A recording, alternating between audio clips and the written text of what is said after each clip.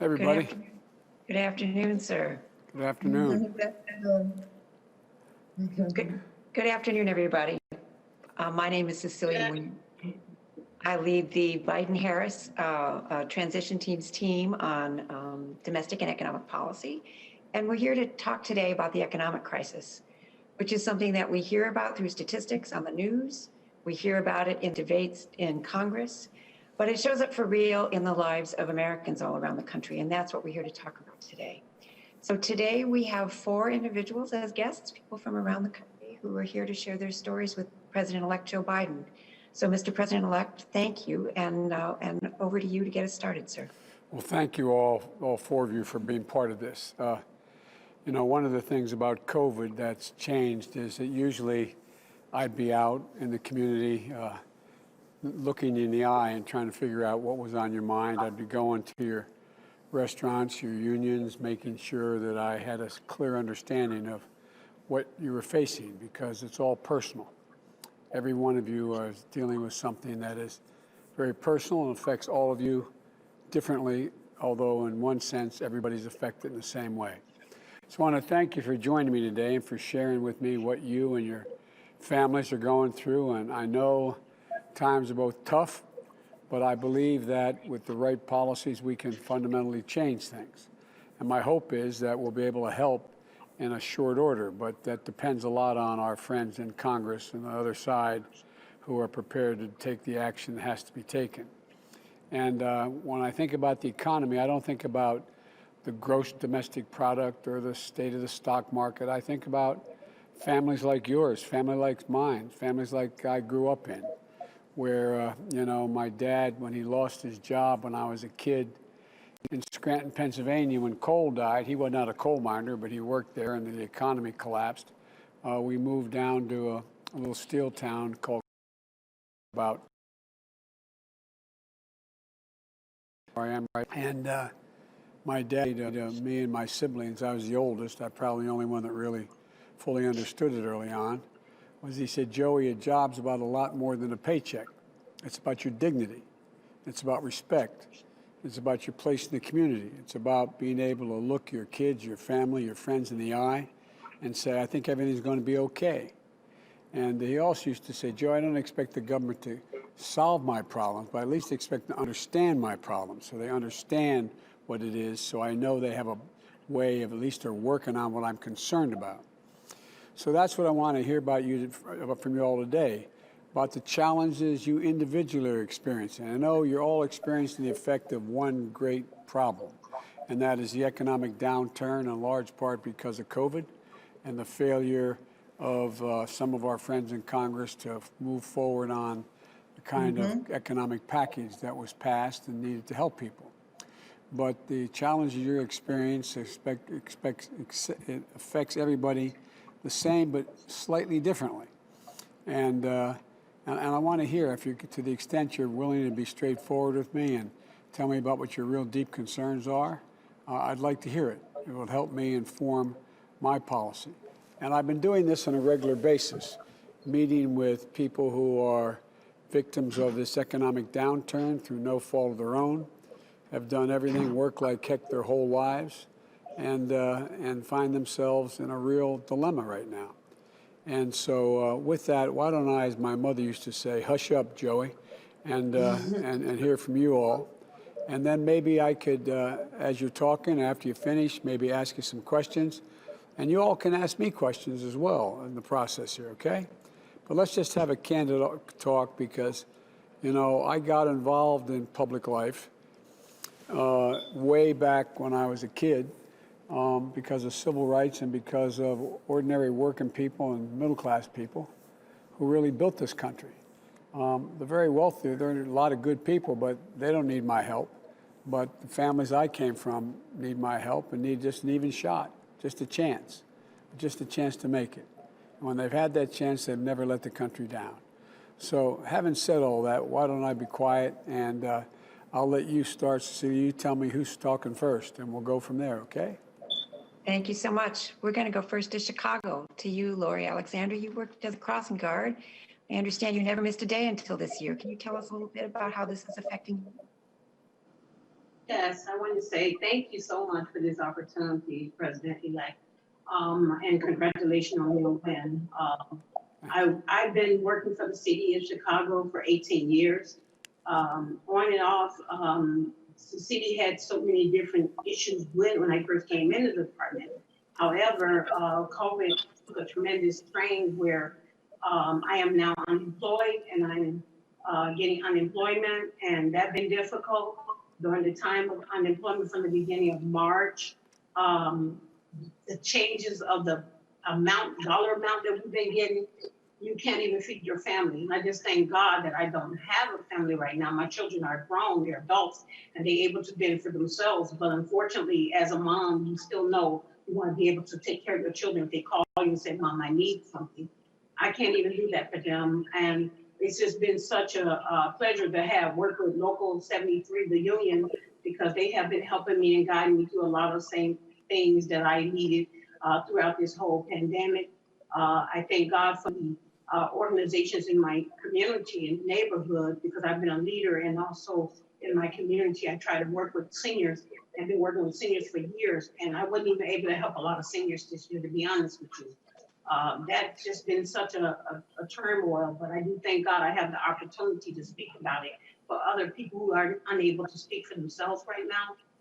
My job right now, because it's on a scale where I don't know if I'm able to go back to work, my biggest concern is probably my pension, if I choose to retire, or even if I'm still going to be able to work. And if I do go back to work, would I even be safe?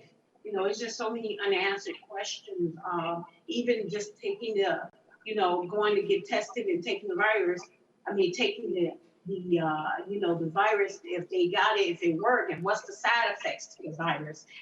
If you already have underlying health issues.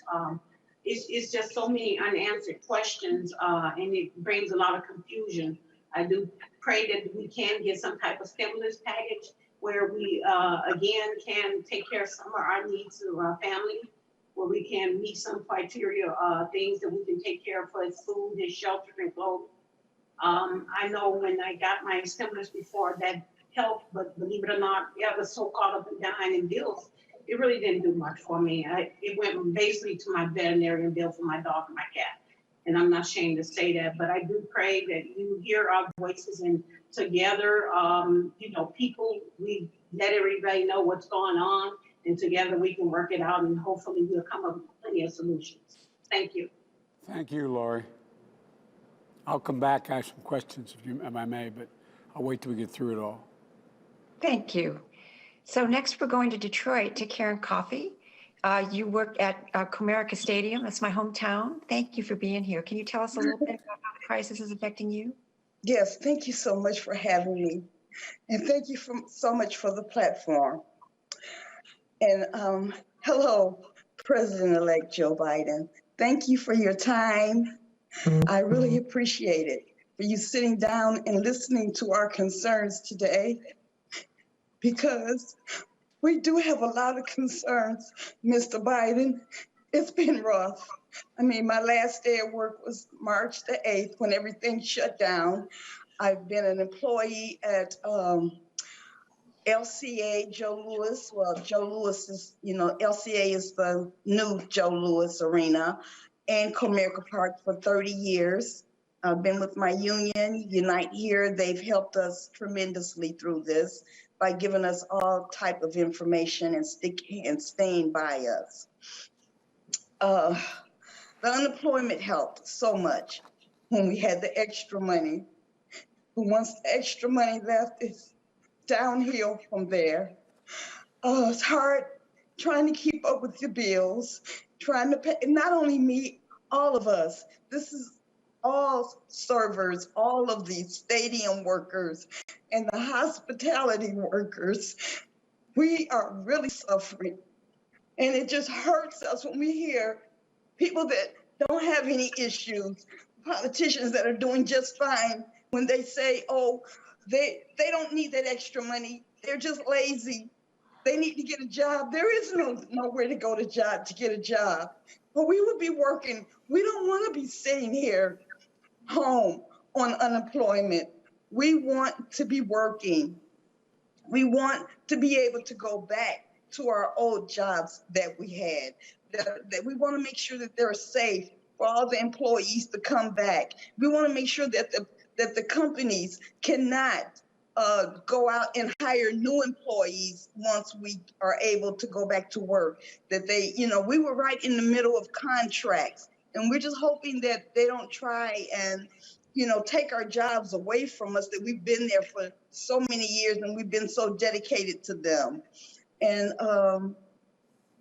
our health insurance, now we don't have health insurance. A lot of us pay for our own health insurance because the companies don't pay for that. But now we can't even afford to pay our health insurance because we're not getting the money. And I don't even know what to say. We feel hopeless. That's how we feel. We feel like we don't know what tomorrow is going to bring, where there's any help going to come from. And it's just an everyday struggle for us. So we're hoping that we can get some help. Our health insurance is gone. Our jobs are basically gone. And we need job security. We need the companies to know that they can't give our jobs to somebody else once this is over, that we can come back. We want to be there. We want to pick right back up our lives and move on. I mean, my mother is here with me. It's just been mentally straining and draining to have to worry about, she's elderly, so I worry about her. Then I have to worry about my own self, trying to stay healthy without insurance so I can take care of my mother. It's bad. And we need help. We need help with unemployment. We need help with our health insurance, and we need to know that our jobs will be there once it is safe for us to go back. And I thank you for this time and this platform, for you listening to our concerns, and hopefully we can come to some type of help, something that can get us through this. Karen, And can I thank ask you a question before we go on? Do you have reason to believe that if the industry comes back, that is, your employers are able to open up again and have full service again, that they're not going to bring back their other employees? Do you have reason to believe that? Well, I fear that. I really do. I fear that from the company that I work for. I mean, our union is trying to stand behind us and trying to make sure that we're okay, united here, but we don't know. We have not heard one thing from them since they closed down, since we shut down. Not one reach out, not one email, nothing to say we will welcome you back. So we don't know. We really don't know, none of us. Well, you ought to talk to your union. I think your union probably does know that they're likely. No, I am part of the union. Our company will not reach back out to us. Okay. It's ghosts. They're ghosts. All right, well, I think it's going to be hard for them to not hire back the existing workforce if they're able to hire people back. But that's a different, I'll look into that. But I have other questions later. Thank you. Thank you. Thank you. Thank you so much, Karen. So we're going to Milwaukee next. Dan Jacobs, you're a small business owner. You own restaurants.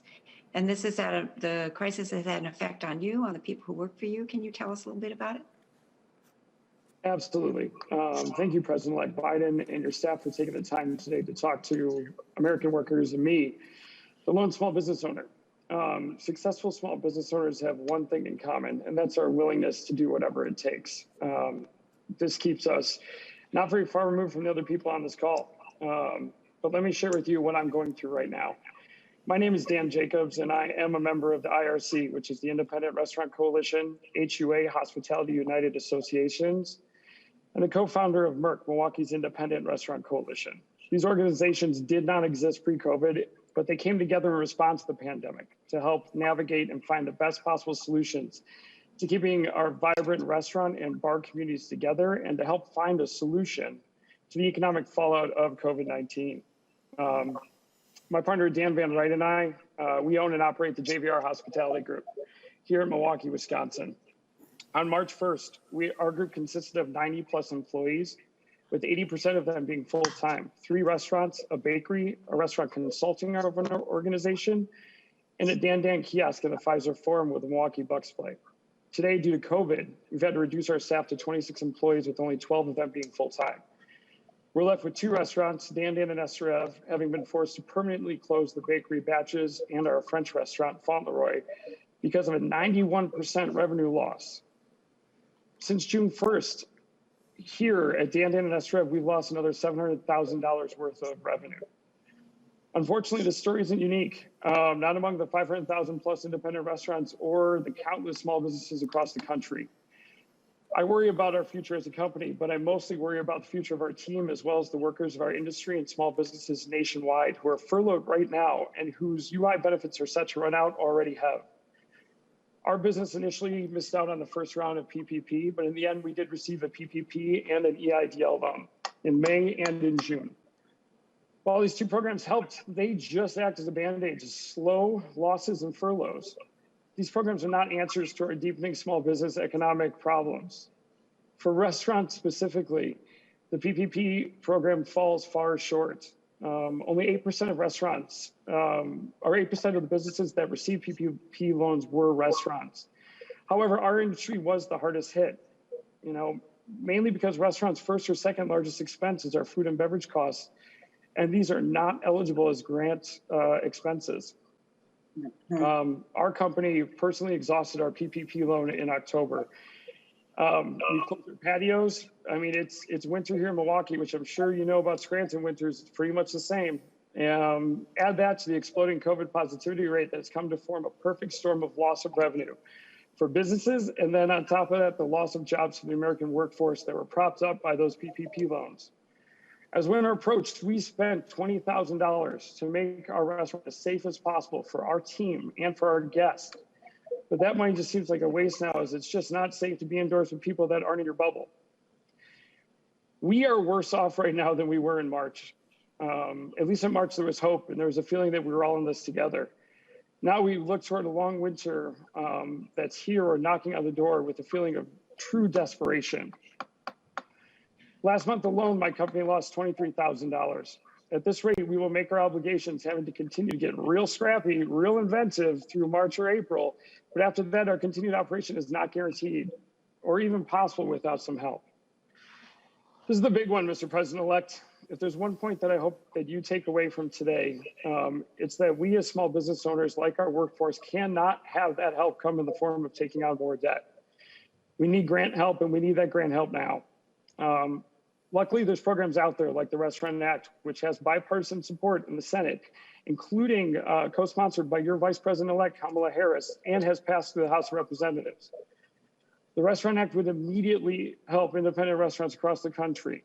Independent restaurants account for 11 plus million workers, plus another 6 million workers just outside our bubble. Think about bakers, fishermen, farmers, foragers. These are the people that work outside of us. Restaurant and bars are a lot of the time people's first and last jobs in our workforce. So many people have passed through our industry, including former presidents like Abraham Lincoln, who was a bartender in Illinois. I love that story.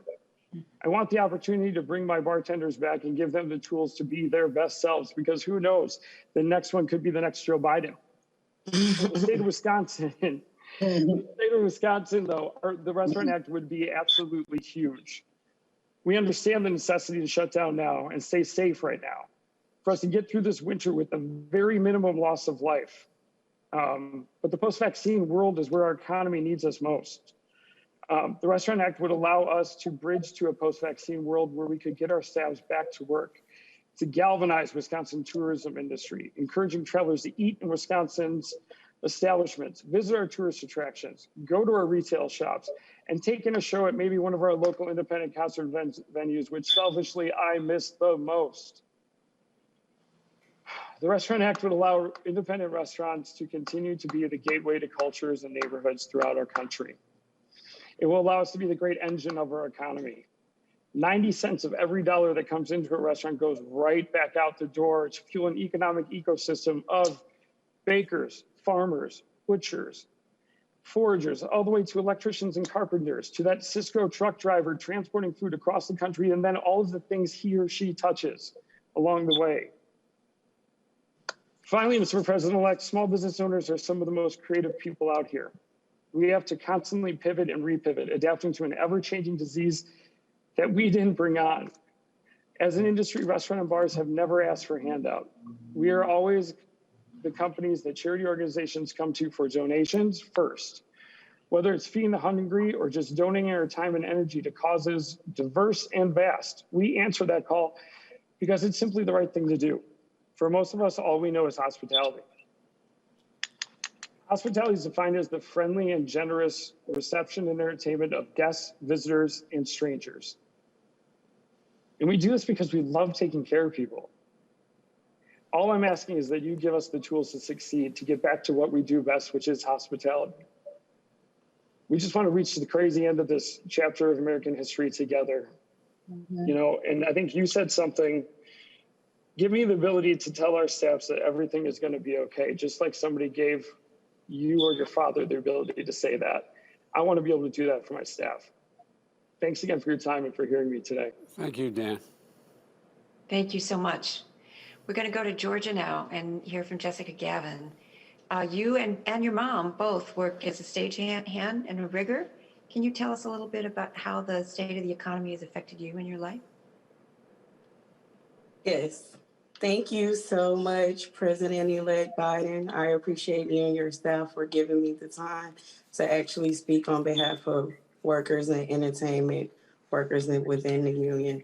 I'm actually a member of IATSE Local 834 here in Atlanta, Georgia. We do trade shows. We were the first to be let off, and we'll probably be the last to go back.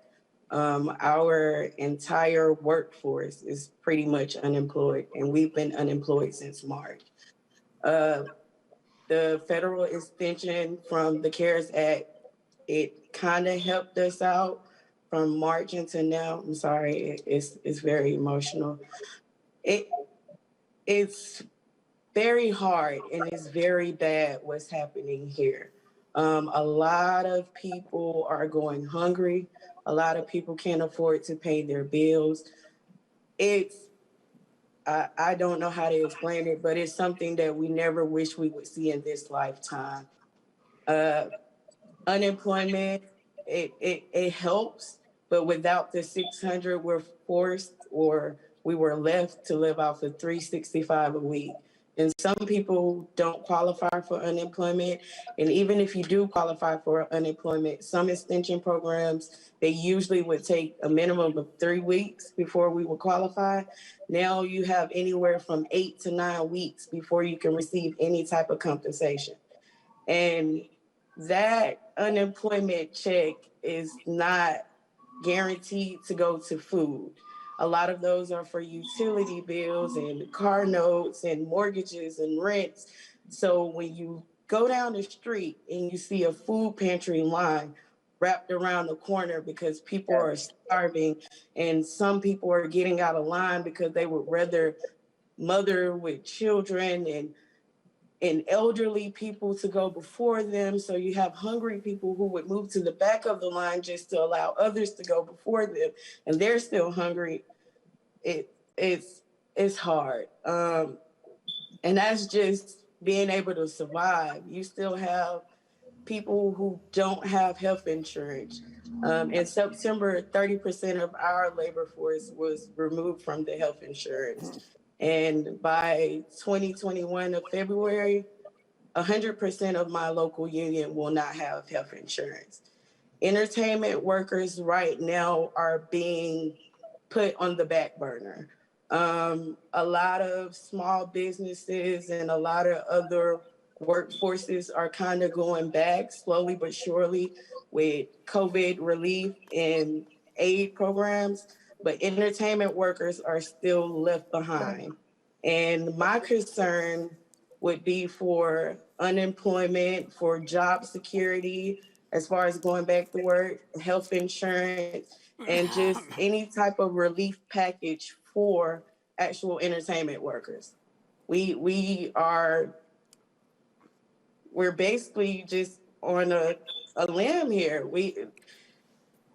I don't, it's, we've tried everything. We're doing as much as we can. We're trying to get out. And of course, I'm here in Georgia. So, of course, we're trying to get out and make sure we get people to vote for the Senate race, and because it's very important. But we need help. We need a lot of help. We need a lot of help. So my concern is, President-elect Biden, what will you do to aid workers who have been without since the beginning of February, some in January? What can you do, or what will you do to help us? We need help. And not all government assistance programs will relieve us from the burdens that we have of not being able to provide for our families. Yep. And if you have union families like mine, my mother, my stepfather, my brother, as well as myself, we are all union members. So it's not like we can call another family member or call someone else to aid us when the entire family is off work. So my concern is the relief for working people during this time. Can I ask Thank you, you again. before the president-elect responds, I know your family has been hit hard by the COVID epidemic itself. Mm-hmm. Can you share that with us and with the president-elect? Yes.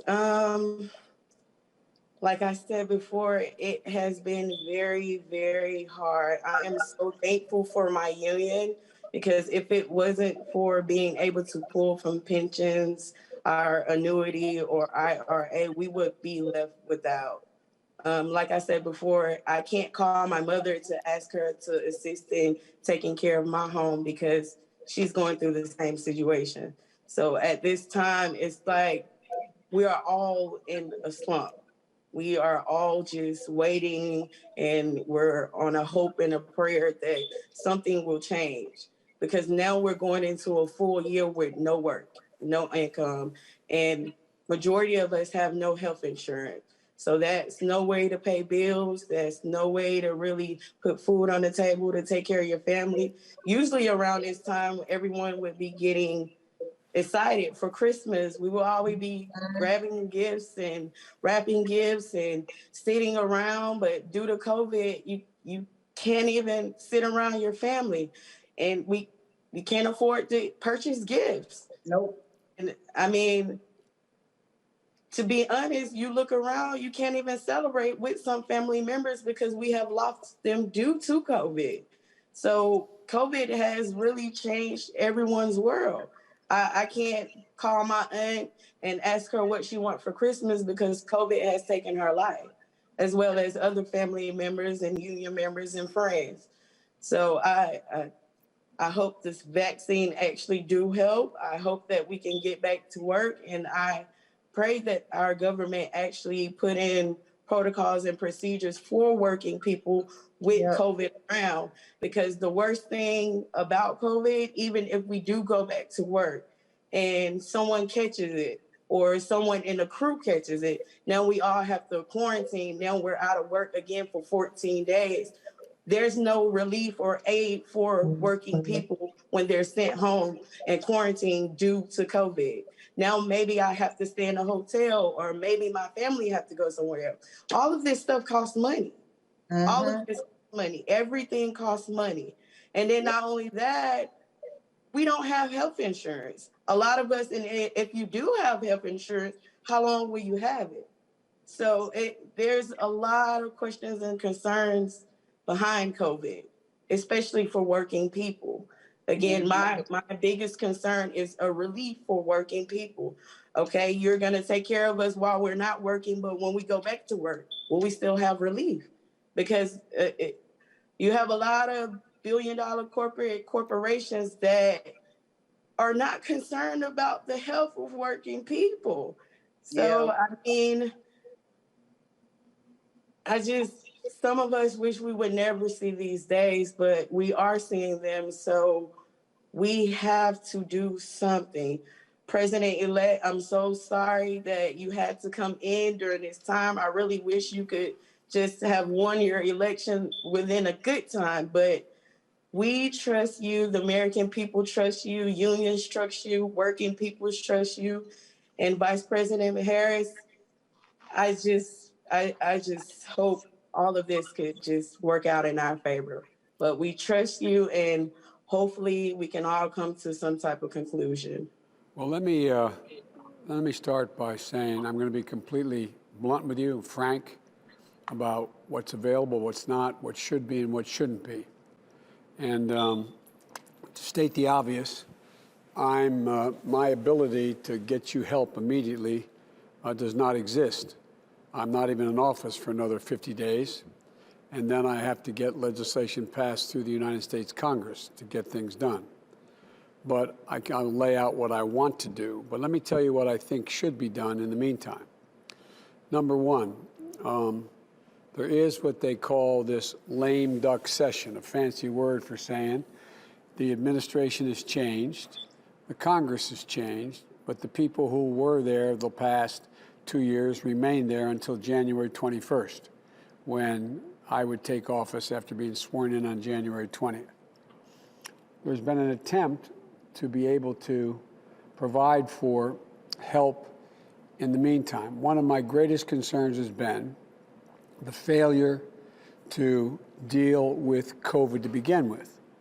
Had we taken the action we should have taken back in late January, February, March, and April to deal with the disease, which the president said would go away, just like it will go away by Easter. It will, when the hot weather comes, it will be gone. Don't worry about it. It's going to be like a miracle. It's going to go away. None of that was true to begin with. And it was all designed, in my view, to make sure that it didn't spook the stock market, which doesn't affect a lot of you unless you have a 401k, and even then it doesn't affect you that much. So we didn't do the things that had to be done in order to be able to protect people's lives and to dampen down, flatten out this curve and begin to make real progress on getting rid of the disease. At the bottom rung, that still is the single most consequential thing that has to be done. We could provide all the aid in the world, and your restaurants aren't going to be good and open unless people decide they're all going to show up anyway and get COVID if they're in close proximity to one another. And the states are not going to be able to fund the school crossing guards, which are essential workers, and the teachers and the first responders, the cops, the firefighters, the EMTs, et cetera, because they have to balance their budgets. The cities have to balance their budgets. And the good, smart thing about our founders, although it was over 200 years ago, that's why they allowed the federal government to deficit spend. That is, in moments of crisis, to be able to spend money on the come so that, in fact, we could get the economy moving again, which has happened in every great recession that we've had. And so, but what happened is that we're now in a situation where the Congress, in these CARES Acts that they passed a couple $1 trillion worth of help. And one of the big problems was that help went to a lot of people who didn't need the help. The PPP and the PPE, the equipment, went to places that were doing pretty well. They didn't go to the people who badly needed it early on. Some of it did, but not nearly what it should have.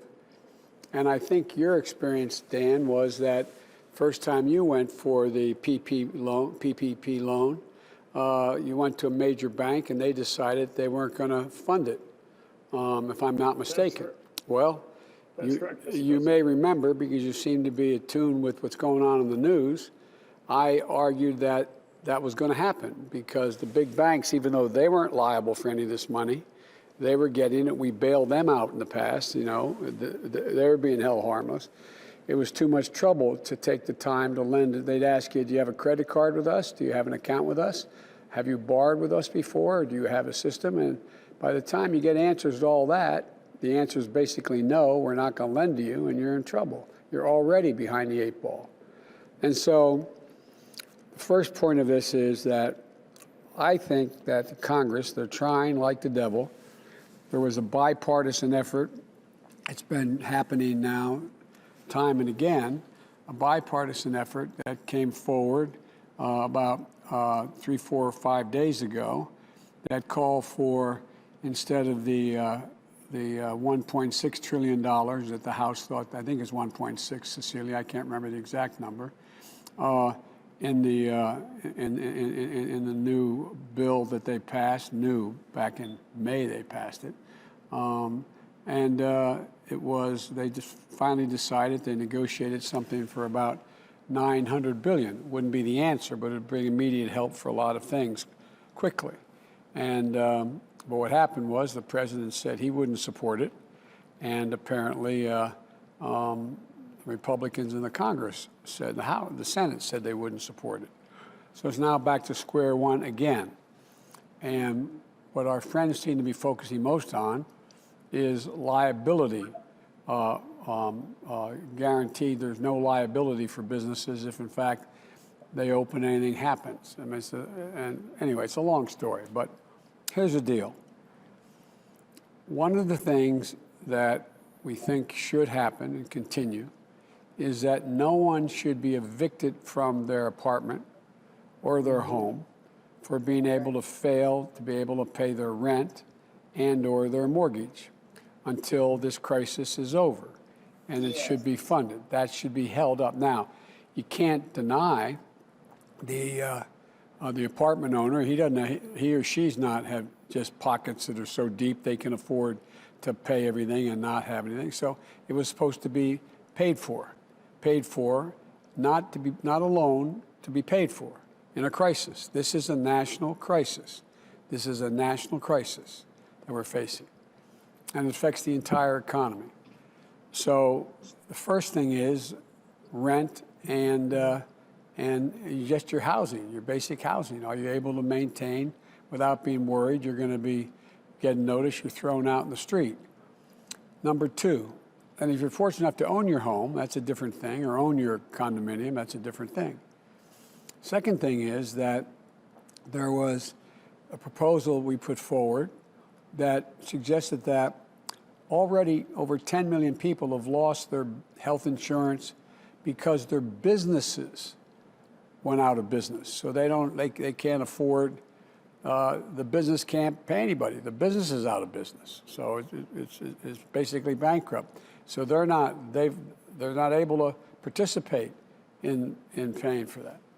And so there's a lot of wonky language, but there was a proposal that said that we would, in fact, the federal government, pay the share that the business used to pay for the employee so they could keep that health insurance policy they had, and until things got better. Thirdly, we find that the president is still in court trying to strip away all of health care from the Affordable Care Act. Just flat eliminate it all, get rid of it all. It's deadly wrong. I think not only should we keep it, we should be adding to it, providing for a public option, a Medicare option if you choose that. If you can't afford to buy in, then you're in a situation where you get Medicare, Medicaid. If you're eligible for Medicaid and your state doesn't provide it, you get it for free, period. There's two ways to deal with health care. One is to supplement the businesses that are going out of business or can't afford to keep their health insurance for their employees. And secondly, to make sure we make it a lot easier to buy into the Affordable Health Care Act and get more coverage with a lot cheaper, with drug prices coming down substantially, as well as making sure that there's a Medicaid option, a Medicare option, like option in the health care plan. That is my objective. That's what I ran on. That's what one of the reasons I think I got the nomination. And so that's going to be one of my first efforts as well when I get elected. It's not going to happen between now and then. Third thing that it seems to me is the unemployment with the $600 kick-in is really important. It's the thing that allows people to stay above water. It gives some sense of security. It's not like there's a lot of jobs you're going to go to. Like, oh, you're sitting home being lazy. Well, where the heck are you going to go get a job? Every one of you, if there were another job out there that could pay you something, you'd be out applying for it. But it just makes no sense. But some of our very conservative friends think that the same people who think you should have to, if you need what used to be called food stamps, you should have to work to be able to do public. I mean, come on, we're way beyond that. And so there's a number of things that could be done. And in terms of be able to open your restaurants, first of all, my deceased wife's father was a restaurateur. After World War II, he came home and became a very successful restaurateur. And I watched how hard he worked, and that made me realize I never want to be in the restaurant business.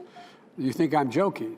You guys have to, men and women have to love it. It is a god-awful thing, especially if you have a 24-hour diner like my father-in-law had, plus making sure that all those folks who had the contracts to serve the universities and their food systems. What's happened to them now? They're all in trouble as well. There's nothing, there's nothing there because these universities are shutting down and are all going virtual. So we've got to provide for you the ability to open and open safely. And there's ways to do that, and it should not be a loan, it should be a guarantee. You should be in a position where you can have all that ventilation changed, all of the dividers put up, all the social distancing that you need, and make sure that your staff is safe as well, both indoors and out. But it costs a lot of money to do that. And you should be able to get that money to be able to stay open because it affects the ability of the economy to continue to grow. What people don't realize is putting this money into the economy generates economic growth. It's not just you have a debt, you do, but it generates so much growth. When your restaurant employee is able to go out and buy a used car, you go out and make sure they can get their first apartment, make sure they can go out and purchase new clothing. It all relates to everybody else does better. So that's why, for example, with my proposal, I know my Republican friends say everybody's a big spending Democrat. Well, the point is that even the Wall Street types like Moody's point out that my proposal would create 18.6 million new jobs, good paying jobs, and would increase the economy by $1 trillion, economic growth. So what's happening though is the big thing for Lori and state workers is one of the most important things we have to do is we have to deal with giving state and local governments assistance.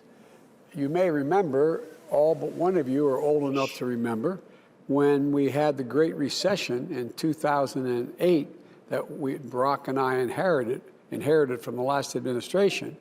It was the most significant recession in the history of the United States, short of a depression.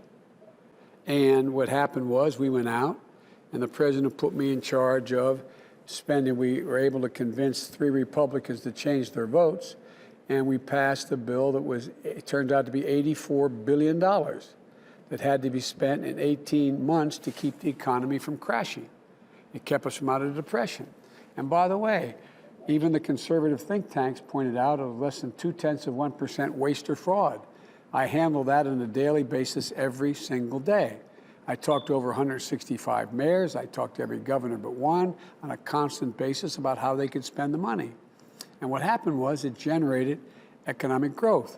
People came back. Well, that was federal money.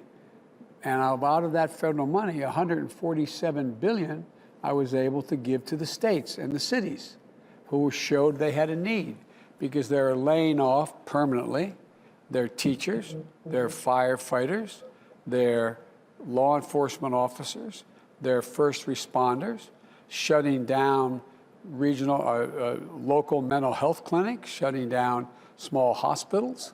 And that all relates to people's health, safety, and well-being. And in the process, I guess the point is the full Congress should come together and pass a robust package of relief to address your urgent needs now. And that means extending unemployment insurance for Lori and Jessica and Karen and the millions of Americans who, like them, who've lost their jobs or hours through no fault of their own. And that's going to help you put food on the table and pay the bills. We've got to make sure businesses like yours, Dan, have the resources they need in addition to the guidance and health and safety standards to open safely, And that will help businesses stay open, hire workers, and like all of you.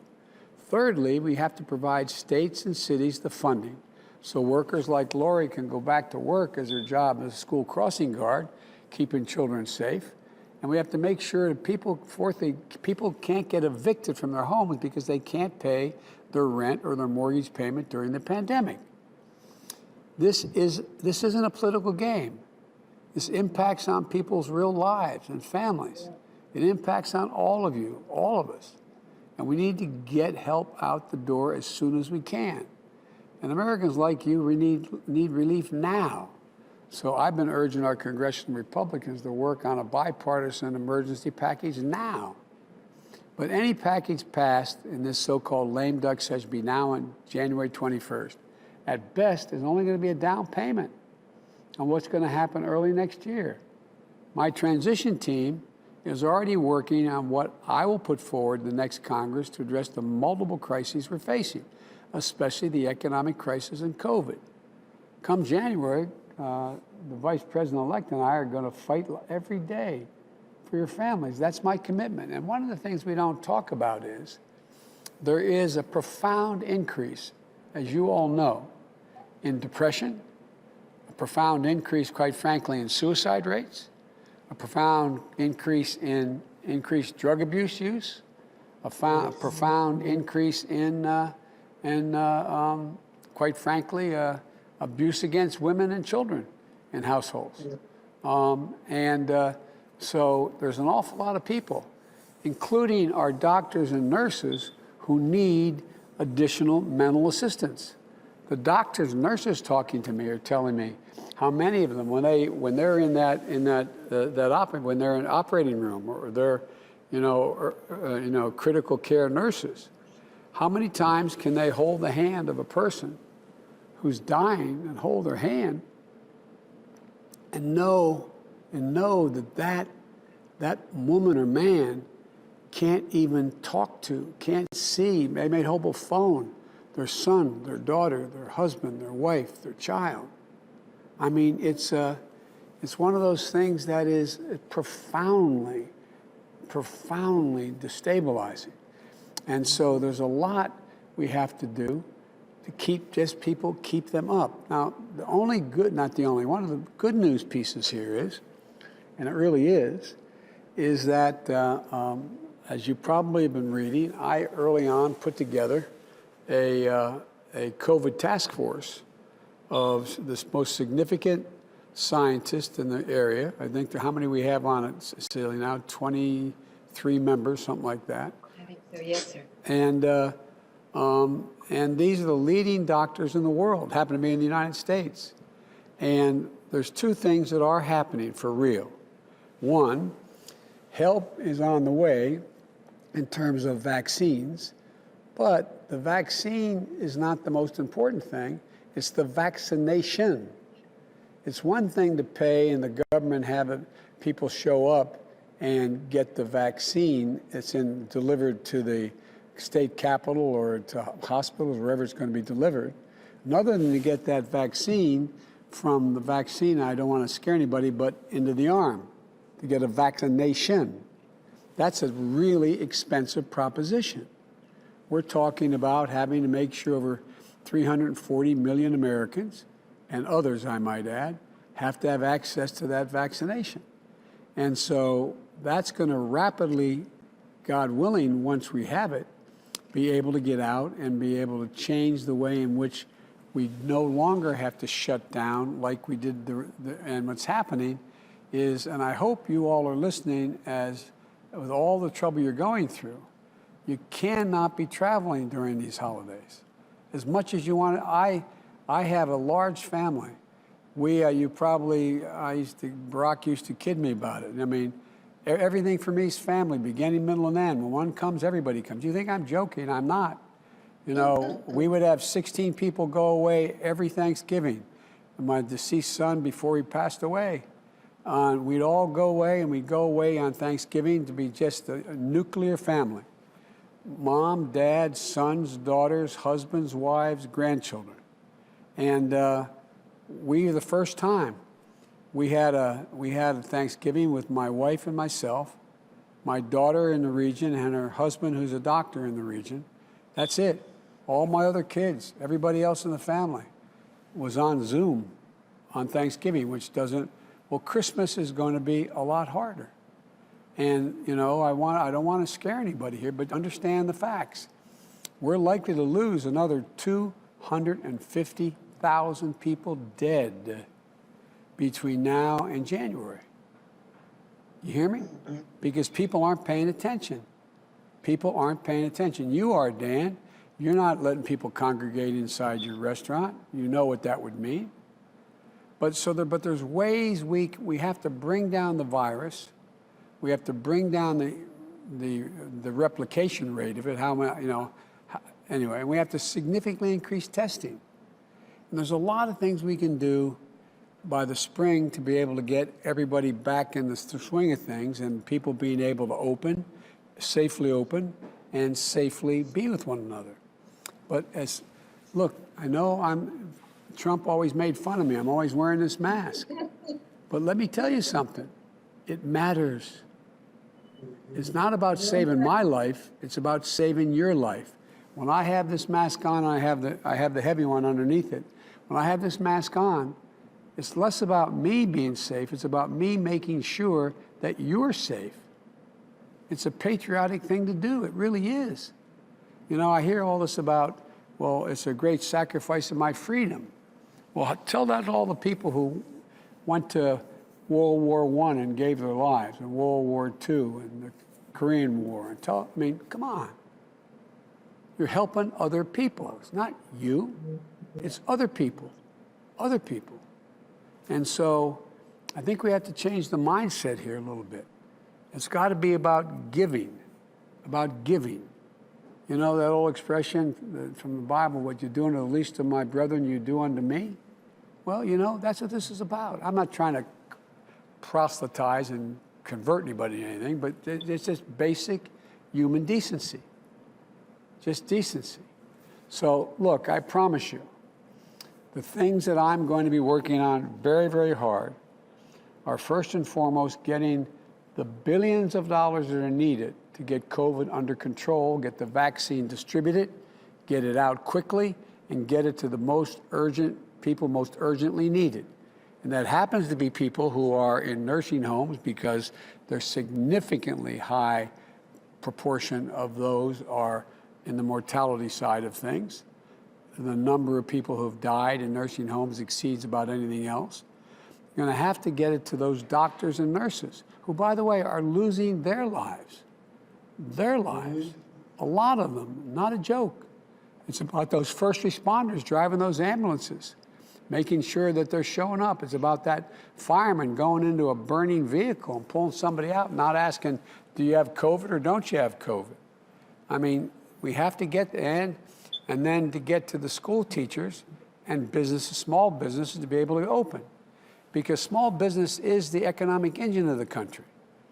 And restaurants are a major part of that small business. A major part of that small business. So, you know, I just think that, you know, Karen, I know this has a lot of emotional strain on you and everybody else. Yes. And, but imagine what it's like if you weren't even a member of a union. I know. I love my union. No, but my point is, that's the last point I want to make. America is built by the working folks and middle class. And the unions built the middle class. And look at all the people who aren't represented, who don't have any possibility. Talk about a pension. What pension? I remember my dad coming home and saying, well, I started this pension. The company, he just decided to stop it. Boom, done, Yeah. over. Or remember him rolling around in the bed at night and asking my mom what was the matter. And she said, Dad's upset because we lost our health insurance. You know, I mean, this is stuff that has a profound impact on people's minds, their sense of themselves. And so, but I don't want you giving up hope. I really don't want you giving up hope. I promise you. Hang on. We're going to get through this. You're going to get through this. It's going to be hard as hell for the next 50 to 70 days, unless the House acts in some way, the Senate acts and passes some of this material. And Dan, I think we got to go back and look at all the businesses that have gone out of business, and look at all, particularly minority businesses. You know, you have, something like 4 out of 6 black businesses going out of business. The center, whether it's the local grocery store or it's the beauty salon or whatever, it's the center of communities. Most of you are from fairly large cities. Well, there's a lot of rural areas that are really getting crushed. They don't have anything going for them. We can fix it. And I think when we fix it, we got to go back and try to make up for what we didn't do for you all, what we didn't do, so people aren't left with staggering amounts of debt, staggering amounts of as they go through. So anyway, every time I'd walk out of my grandpa's house up in Scranton, Pennsylvania, he was a good guy, and he'd yell, "Joey, keep the faith." And my grandmother would yell, "No, Joey, spread the faith." You got to spread the faith a little bit. No, I really mean it. I promise you, watch. I always try to do what I say I'm going to do. If I make a mistake, I'll tell you I made a mistake, and I'll take responsibility. It's the responsibility of the President of the United States to set the agenda as to how we deal with this crisis. It's a responsibility. Guidepost for how people can move forward instead of leaving it to and the mayors and governors are working like hell, Democrat and Republican. They're working like hell. But they need more guidance and more help. And that's what my job is as the commander-in-chief. I view this as sort of a standing army we got to put together to deal with this. But, we all know, you've all been through not just this crisis. Many of you have been through difficult times in your life in other ways. We all have dealt with pain, but it's kind of the human condition is that I believe why we're going to do okay is it's always a bad bet to bet against the United States. The United States is all about possibilities. There's never anything we've tried to do together we haven't been able to get done. We'll get this done. My fear and concern is how many people may get left by the wayside in the meantime.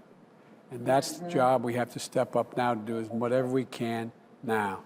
And by the way, look at all that's going on. Look at what's happening in the major cities in America where there's prosperity. You see miles and miles and miles and miles of automobiles lined up to get food, The food shortage in the United States, lack of access is overwhelming. Like you said, Jessica, people in line and stepping, or maybe it was you, Karen, saying in line and backing up to let somebody else move. The American people are showing their grit. It's about time the government show it. So anyway, we have a way of trying to keep in touch with you. I know we got in touch with you. Cecilia has it. I'd like to be able to continue to do that if I can, to see how you're doing, if that's okay. All right? Thank you. Absolutely. All right? All right. Thank you all so much, Mr. President. Thank you. Thank you. Karen, Jessica, Lori, Dan, thank you for Stay letting us into your strong. home. Stay strong. Thank you for Come on. thanks for giving us the opportunity. No, you. Thank you. Thank you very much for Thank you. listening. Okay. You're welcome.